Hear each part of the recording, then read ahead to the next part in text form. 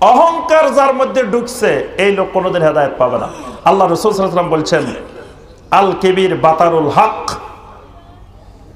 অহংকার হলো হককে প্রত্যাখ্যান করা, মানে হক পাইলেও হক মানবে না। একজনে কয়, কেউ যদি আমারে দেখাই দিতে পারে যে হাদিসের মধ্যে জোরে আমিন বলা আছে, তাহলে আমি তারে 1 লক্ষ টাকা দিব। কি দিবে? 1 লক্ষ টাকা দিবে।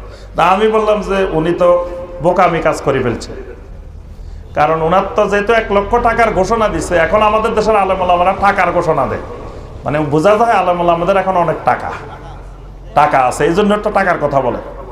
তো ওনার যেহেতু অনেক টাকা আছে, তা 1 লক্ষ টাকা বলবে কেন? উনি বলবে যে 1 কোটি টাকা দিব। কারণ দুনিয়ার সবাই এসে বলল যে এই যে দেখেন হাদিসে এখানে আছে, উনি কইল না আমি দেখি নাই। সবাই কইল এটা কই আমি বুঝি নাই।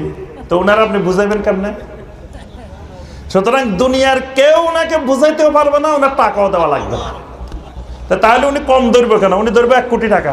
কেউ আমার বুঝাই দিতে পারলে, দেখা দিতে পারলে আমি 1 কোটি টাকা দেব। তো উনি 1 লক্ষ টাকা দিতেও বোকামি করে ফেলছে, ধরতে হবে আরো বেশি করে। তাহলে এই কিবির, অহংকার, বাতারুল হক, মানে আরেকজনে এটা বলছে, এটার বিরোধিতা করতে হবে। আমি কি মিয়াহের থেকে ছোট আলেম নাকি? বাংলাদেশে কিন্তু ছোট হুজুর নাই, সবাই বড় হুজুর, বড় আলেম। যদি পুরা বরগুনাতে খোঁজেন একজন ছোট হুজুর, আমার মনে হয় না পাইবেন। কারণ বাংলাদেশ ছোট বড় হুজুরের দেশ, এই দেশে কোনো ছোট হুজুর নাই। সৌদি আরবে মুফতি আছে অল্প কয়জন, বাংলাদেশে মুফতি আছে কয়েক হাজার।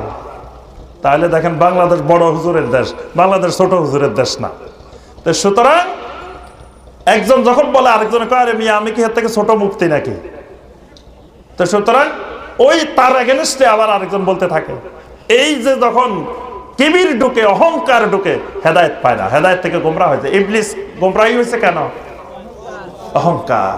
ইবলিসের কাছে এলমও ছিল, সব ছিল, কিন্তু অহংকারের কারণে গোমরাহি হয়ে গেছে।